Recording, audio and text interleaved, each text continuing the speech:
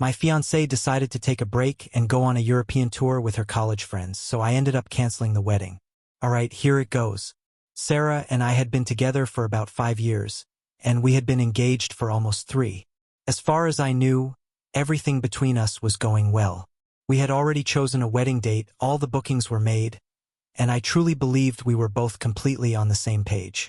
Turns out I was very wrong about that. About 6 weeks ago, she told me she was planning a trip to Europe with some of her old college friends. She described it as a once-in-a-lifetime kind of adventure. I didn't have a problem with it at all. It wasn't like I was going to stop her from traveling with her friends. In fact, I supported her. I drove her to the airport myself, helped carry her bags, kissed her goodbye, and wished her a great time. That's when she suddenly dropped the bombshell. She casually said that she thought we should take a break. It wasn't like she suggested sitting down and talking things through. No discussion, no explanation. She just said it while we were walking toward the security line as if it were no big deal. I remember thinking, what do you mean a break? But before I could even react or ask what she was talking about, she had already joined the line, waved goodbye, and disappeared. That was it. At first, I didn't even fully process what had happened. I got back in my car and drove home, telling myself maybe she had just said something weird because she was nervous about the trip. Later, I tried calling her just to check in, and that's when I realized something was seriously wrong. I was blocked, completely blocked everywhere. I couldn't call her, send a text, or reach her in any way. I checked social media thinking maybe she had posted an update about her trip, but I was blocked there too. That was the moment it really sank in. The whole taking a break thing wasn't just a random comment. She actually meant it. She had left for Europe and cut me out of her life without even giving me a proper conversation. I tried to give it some time, thinking maybe after a few days she would calm down or realize how ridiculous the whole thing was. But after 5 straight days of absolute silence, I was done. Right then and there, I decided the wedding was over. And honestly, I felt good about making that choice. Why should I stay with someone who believes they can just walk away whenever they feel like it? I wasn't about to sit around waiting for her to decide when she was ready to be in a relationship again. No chance. She made her decision, so I made mine. I canceled everything. The venue, the catering, the flowers, every single wedding plan we had in place. Then I took it a step further. We had originally planned for her to move in with me in March, but that wasn't happening anymore. She could sort out her own living situation when she came back from her little European vacation because it definitely wasn't going to be with me. Weeks passed and I didn't hear a single word from her. Not a message, not a phone call, nothing at all. Then one day, completely out of the blue, I received a call. At first I didn't even realize it was her because the number was different, so she must have used another phone. She casually told me she would be arriving back on Thursday morning and even gave me her flight details like I was supposed to care. She spoke as if everything between us was perfectly normal, like she hadn't disappeared and ghosted me for 6 weeks. I paused for a moment and then asked, "What does that have to do with me?" The silence on the other end of the phone was priceless. She clearly had no idea how to respond. I didn't give her the chance to explain either. I simply blocked that number the same way she had blocked me, and that was the end of it, or at least that's what I thought. Later that same day, I figured it was time to let people know what was going on, especially since the wedding was officially canceled. We had a group chat with friends and family, so I posted a short message saying, "Just letting everyone know the wedding is canceled, and so is our relationship." I didn't expect such a big reaction, but the chat exploded almost immediately. Everyone started asking what had happened, so I explained the situation. I told them how Sarah left for Europe, suddenly decided we needed a break without even discussing it with me, and then blocked me for 6 weeks straight. People were shocked, and some were even angry on my behalf, which honestly, it actually felt pretty good. When you share news like that, you never really know how people will react, so having that kind of support meant a lot. Around 2 p.m., Sarah finally decided to respond in the chat. At first, she didn't say much. She simply asked if I could call her so we could talk privately about everything. I wasn't interested in that at all. I told her that if she had something to say, she could say it right there in the group chat. If she wanted to explain herself, she could do it in front of everyone. She didn't like that idea and replied that this was something personal between the two of us and shouldn't involve everyone else. But from my point of view, she made it public the moment she walked out of my life without even a conversation. She tried sending me a few more messages, but I kept my replies short. I wasn't in the mood to listen to any excuses. By around 6 p.m., she had shifted her approach and started asking me to pick her up from the airport so we could talk things through in person, acting like everything could just go back to normal. I told her plainly that might have been her plan, but it definitely wasn't mine. None of this had ever been my plan, and I meant every word. I wasn't about to run to the airport like an idiot after everything she had done.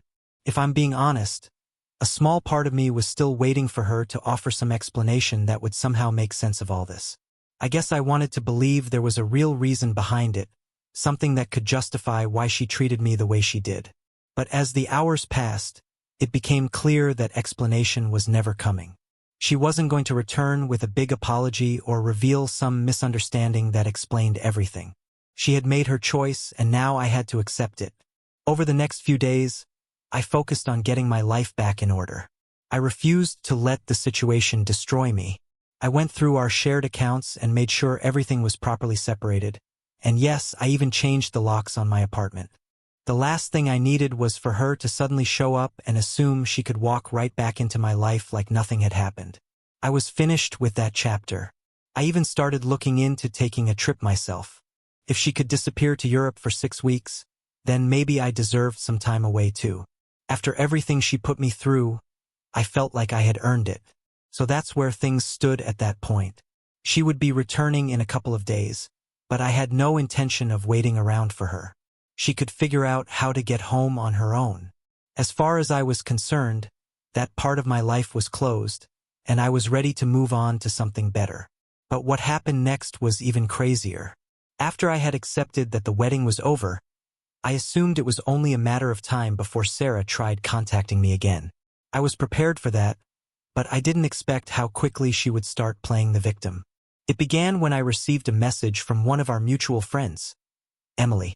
Emily has always been pretty straightforward with me, but this time she seemed hesitant, like she didn't really want to get involved. Still, she sent me a screenshot from another group chat, one that I obviously wasn't part of. In that chat, Sarah was talking to some of her friends and trying to frame the whole situation as if I had completely overreacted. Couldn't believe it. In the messages she claimed, she had been overwhelmed by the pressure of the wedding and just needed some space to clear her head. She even wrote something along the lines of, "I didn't expect the break to last that long, but I thought he'd understand." Then she added another line that really stood out. "I just needed time to figure out if I was ready for marriage, but he canceled everything before I could talk to him." When I read that, I almost laughed. She had blocked me everywhere for 6 weeks and then acted like I was the one who never gave her the chance to talk. That's not how things happened. Reading those messages made my blood boil. She was clearly trying to play the sympathy card and make herself look like the victim while painting me as the unreasonable one who rushed into canceling the wedding. At that point, I realized I couldn't just sit back and let her keep spreading that version of the story. I wasn't about to let her rewrite what actually happened. So I decided to address it directly. I went back into the main group chat where our close friends and family were still discussing the sudden cancellation of the wedding. Everyone was still trying to understand what had happened, and I figured it was time to set the record straight. I posted a message in the chat saying, "Look, I just want everyone to know what actually happened. Sarah decided we were taking a break without ever discussing it with me, then blocked me for 6 weeks, and now she's acting like this whole thing was just some kind of misunderstanding. I canceled the wedding because I wasn't going to sit around waiting for someone who didn't respect me enough to even have a conversation." Almost immediately people started replying, showing support and saying how messed up the situation was. Sarah stayed completely silent for about an hour after that, but eventually she responded with a weak excuse, saying she never thought things would go this far and that she never meant to hurt anyone. There was no real accountability and definitely no genuine apology. It felt more like she was just trying to protect her image. Then my friend Jake jumped into the conversation and called her out right in front of everyone. He said something like, "Sarah, you can't just tell someone you're taking a break and then disappear for weeks expecting everything to be fine when you come back. That's not how relationships work." Honestly, I was relieved someone else said it because I was getting tired of constantly defending myself. That's when things started getting interesting. Sarah's friend Megan, who I had always thought was a little shady, decided to jump in and defend her. Megan began talking about how Sarah had been under a lot of pressure and how planning a wedding can really mess with your head. She tried to make it sound like Sarah was the victim of stress and anxiety. I understand that wedding planning can be overwhelming, but that doesn't justify blocking your fiancé and going completely silent for 6 weeks while you're off partying around Europe. Megan kept going, saying things like maybe I should have given Sarah more time to process everything and that perhaps I reacted too quickly by canceling the wedding. That's when I finally snapped. I wasn't going to sit there and listen to someone who wasn't even part of the relationship tell me how I should have handled it. So I replied, Megan, with all due respect, you don't know the full story. This isn't about wedding stress. It's about the fact that Sarah blocked me, cut me off completely, and didn't contact me even once during the entire trip. I tried reaching out. I called and texted, and I got absolutely nothing. How much longer was I supposed to wait? Another 6 weeks? A year? If Sarah didn't want to be with me, she could have just said that. But instead she disappeared and expected me to sit around waiting. That's not how this works. After that message, the chat went completely quiet. I think everyone finally started realizing just how messed up the situation really was. Even Megan didn't have anything else to say after that. A couple of days went by, and I thought maybe things would settle down, but that didn't happen. Then I received a call from Sarah's sister, Rachel. Rachel and I had always gotten along well, so at first I thought she might just be checking in. But the moment I answered, she immediately asked, "Why did you cancel the wedding without talking to Sarah first?" I was honestly shocked. I didn't expect Rachel to take Sarah's side, especially after everything that had happened. I said, "Rachel, your sister blocked me. How exactly was I supposed to talk to her when she literally cut off all communication?" Rachel didn't really have an answer to that, but she kept insisting that Sarah was heartbroken and that I should have waited for her to return so we could talk things through in person. By that point, I had reached my limit. I told her directly, "Look, I understand you want to defend your sister, but what she did was wrong. She made the decision about taking a break without giving me any say in it, and I'm not going to sit around waiting for someone who doesn't respect me. If Sarah wants to explain herself, she knows how to reach me, but I'm not going to be the one trying to fix this." Rachel tried to continue the conversation, but I simply told her I had to go and ended the call. I wasn't going to keep repeating the same explanation to every person Sarah sent my way. Later that night, I received another message from Sarah. This time she was apologizing, or at least attempting to. She said she was sorry for how things turned out, but she still didn't take any real responsibility for the choices she made. It was one of those half apologies where the blame is subtly shared between both people. I didn't bother replying because there was no point. She had made her choices, and now she had to live with the consequences. After that, I made sure to block her everywhere again just to prevent any more unnecessary drama. I had no interest in listening to any more excuses or letting the situation drag on any longer. In the end, I realized something important. I had actually dodged a bullet. If this was how Sarah reacted when things became difficult, I couldn't even imagine what marriage with her would have looked like. Sure, it hurt to think about the years we had spent together, but I was grateful everything ended before things got even worse. At that point, the only thing left to do was move forward, and that's exactly what I planned to do. Update 1. After all the drama with Sarah trying to guilt me into reconsidering the wedding, which didn't work by the way, I assumed things would calm down for a while. Of course, that didn't happen. Apparently, there was still more coming my way than I expected. About a week after I blocked Sarah for the final time, I received a call from a number I didn't recognize. I almost ignored it because I honestly wasn't in the mood for more drama, but for some reason I answered. And guess who it was? Sarah's mom. Yeah, her mom. I just sat there thinking, what now? Sarah's mother, Lisa, had always been one of those people who seemed incredibly sweet on the surface, but there was always this subtle passive-aggressive tone underneath. She was the kind of person who could give you a compliment that somehow felt like an insult at the same time. Anyway, Lisa started the conversation in a cheerful tone as if nothing had happened. "Hi, sweetheart, how are you doing?" she asked. Like we hadn't just canceled a wedding and like I hadn't cut all ties with her daughter. I wasn't interested in playing along, so I kept it simple and direct. I'm fine, Lisa. What's going on? That's when the guilt trip started. She began talking about how excited they had all been for the wedding and how devastated Sarah was by everything that had happened. She said Sarah had been crying every day since returning home and that she was an emotional wreck. But I wasn't about to let her make me feel responsible for Sarah's feelings. Not after everything Sarah had done. So I told her plainly, Lisa, I'm sorry Sarah is upset, but she made her choices. I didn't cancel the wedding for no reason. Then Lisa responded with something that honestly stunned me. She said, maybe you overreacted a little. Sarah was just nervous about everything, and sometimes people make mistakes when they're under a lot of stress. Don't you think you could give her another chance? I couldn't believe what I was hearing. She was acting like Sarah disappearing for 6 weeks and blocking me everywhere was just some small mistake. I shut that idea down immediately. Lisa, I said, this wasn't just nerves. She blocked me on everything and left for Europe without even a conversation. That's not something you can just brush aside. If Sarah had doubts, she should have talked to me instead of shutting me out. But Lisa wasn't finished. Not even close. She kept pushing, saying things like, I know it looks bad, but think about how long you two have been together. You've always had such a strong relationship. Don't you want to try to save it? I'm sure once Sarah explains everything, you'll understand. At that point, I was getting seriously frustrated. It felt like she wasn't listening to anything I said.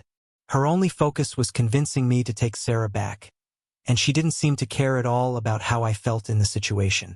I took a deep breath to keep my cool and replied, Lisa, with all due respect, Sarah had 6 weeks to reach out to me and explain things, and she didn't.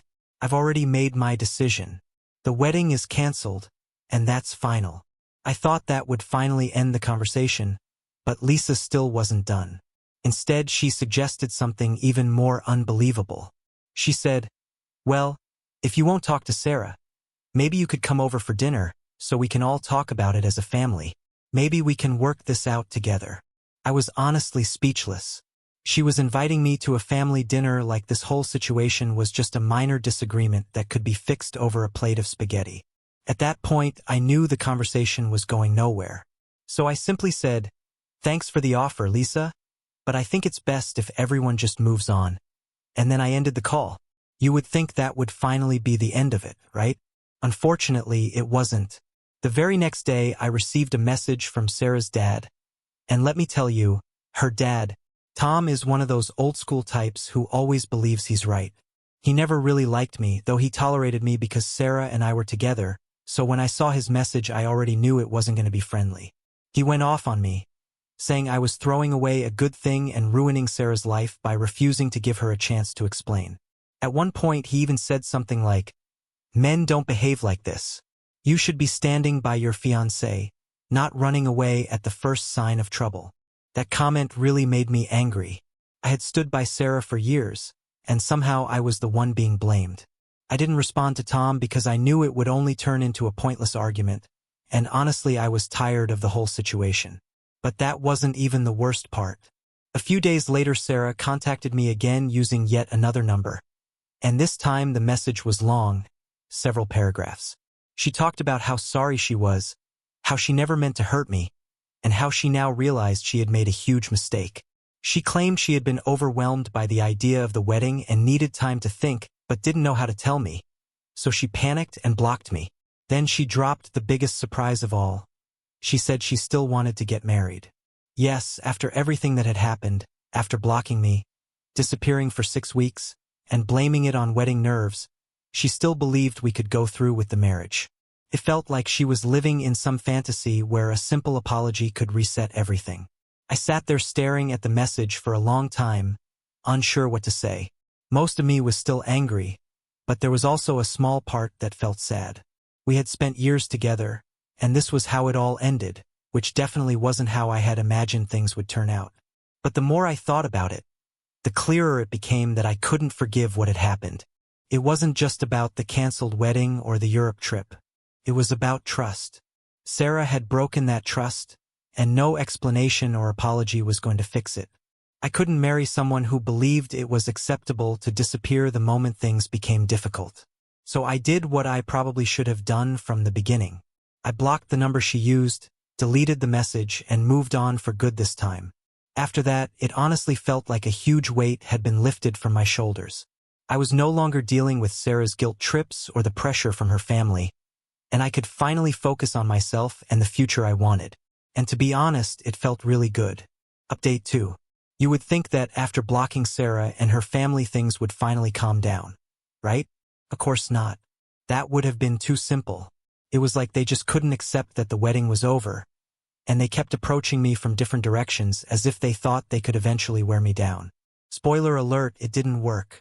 A few days after Sarah's last attempt to contact me, I received another text, this time from one of her bridesmaids, Katie. Katie and I were never particularly close. She was always polite when we were around the same group, but she was much more Sarah's friend than mine. So when I saw her name pop up on my phone, I was immediately suspicious. The message started off harmless enough, asking how I was doing and saying she had heard about the breakup. But I wasn't naive. I knew she wasn't messaging me just to check in. I replied briefly, something like, "Yeah, I'm okay, just taking things one day at a time." Then she finally got to the point and said, "I think you should hear Sarah out." And just like that, here we go again. I looked at my phone for a moment, wondering if it was even worth replying. Part of me wanted to simply block Katie as well and move on. But I'll admit, I was a little curious. I wanted to see where the conversation was heading, so I asked Katie why she thought that. She went on a long explanation about how Sarah had been struggling badly and had supposedly been crying every day since returning from Europe.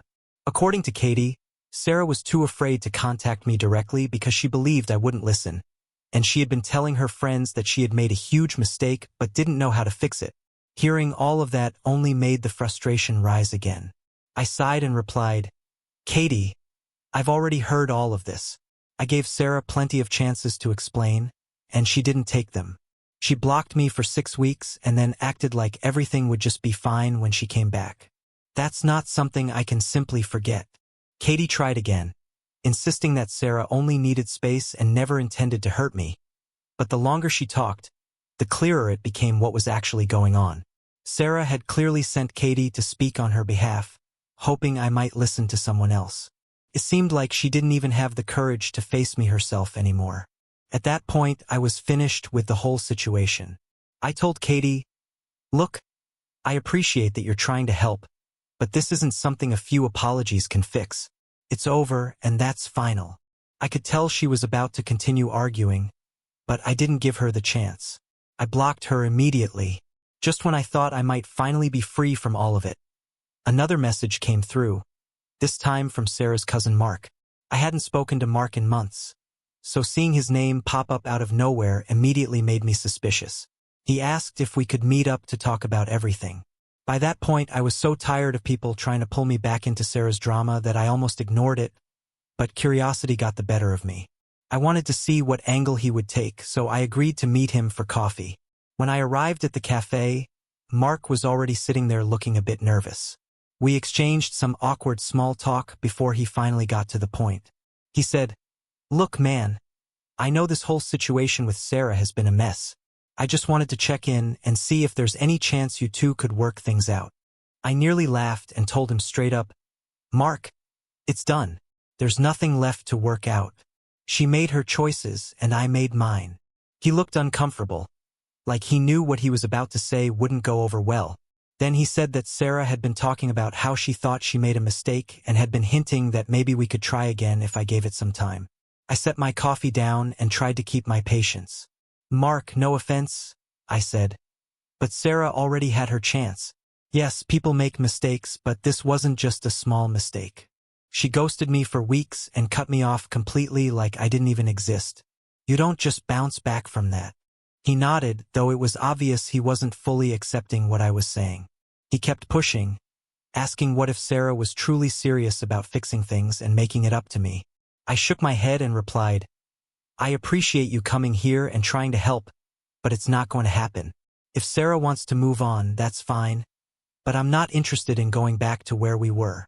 After that, we sat there in awkward silence for a moment, both of us realizing the conversation had reached a dead end. Eventually Mark shrugged and said he just thought he would give it a try. I finished my coffee, stood up, and told him, "Thanks for trying, but it's over. It's time for both of us to move on." He gave a small, reluctant smile and we said our goodbyes. I honestly thought that might finally be the end of it. I mean, how many people could Sarah possibly send to talk to me? Apparently more than I expected, because the very next day I received a message from Sarah's aunt of all people. I barely knew this woman. We had met at a couple of family gatherings and exchanged a few polite conversations, but that was it. So when I saw her name appear on my phone, I realized things had gotten seriously out of hand on Sarah's side of the family. She started the message by saying she had heard about the breakup and wanted to check on how I was doing. By that point, I was so exhausted by the whole situation that I asked her directly, "Did Sarah send you?" She replied that not exactly, but Sarah had been struggling a lot and she thought she might be able to help mediate between us. I nearly threw my phone across the room when I read that. Mediation. I texted back saying, "There's nothing to mediate. We're done." I don't know how much clearer I can make it. But she didn't stop there. She replied with something about how love is worth fighting for and how I shouldn't throw away years of a good relationship over what she called a misunderstanding. That's when it really hit me that Sarah must have been telling her family a completely different version of the story, probably making it sound like I had overreacted. At that point, I didn't even bother responding again. I simply blocked her and decided that was the end of it. No more conversations, no more explanations, and no more giving people opportunities to drag me back into that toxic situation. I was finished with it for good. After that, things finally became quiet. There were no more texts, no more calls, and no more random relatives appearing in my inbox trying to guilt me into taking Sarah back. For the first time in a while, I felt like I could breathe again without all that drama hanging over me. Honestly, it felt like I was finally moving forward. I wasn't waiting around for apologies that meant nothing anymore, and I wasn't stuck thinking about what might have been. I was simply focusing on what came next, and that was exactly what I needed. Update 3. Here's how everything eventually wrapped up, and of course it didn't end quietly. You might think that after blocking Sarah, her mom, her bridesmaids, and practically her entire family, the situation would finally fade away. But that's not what happened because Sarah decided to make one last attempt, and it showed me just how far she was willing to go to try to pull me back in. About a month after everything happened, I received a letter in the mail. Yes, an actual handwritten letter like something from another era. I almost didn't open it because who even sends letters anymore? But the handwriting looked familiar, so curiosity got the better of me. I figured it was probably Sarah making one final attempt to reach out, though I didn't expect anything particularly dramatic. I was wrong. When I opened it, I found several handwritten pages from Sarah. She wrote about how much she missed me, how deeply she regretted everything that had happened, and how sorry she was. But the surprising part came next. She didn't just apologize. She started explaining how she wanted us to meet again and said she still had the key to my apartment. Reading that made my stomach drop. I had completely forgotten that she even had a key. I immediately stood up, checked my door locks again, and started thinking about what I needed to do next. Even though I had changed the locks earlier when all this began, the fact that she mentioned the key still made me uneasy. The letter wasn't just an apology either. She actually laid out a plan for how we could start over. She said she had been talking with her mom about us going to couples counseling and believed that if we could just sit down together and talk in person, we could fix everything. By that point, I was more irritated than anything else. After blocking me, disappearing for weeks, sending her family to pressure me, and then acting like I was the one who needed to repair things, she still thought this was a good idea. And it got even worse. Toward the end of the letter, she mentioned that she had already begun arranging counseling sessions for us. She had actually booked appointments without even asking me. The nerve of it was unbelievable. She hadn't checked whether I was interested or even willing to talk. She simply assumed I would go along with her plan. I was furious. It was obvious she still didn't understand the situation at all. She was still trying to control everything and push me into doing what she wanted, as if eventually I would just give in. So I sat down and decided to reply with a letter of my own. If she wanted to communicate the old-fashioned way, I would do it one last time. In my response, I made everything absolutely clear. I told her that the relationship was over and there would be no counseling, no second chances, and no meeting up to talk.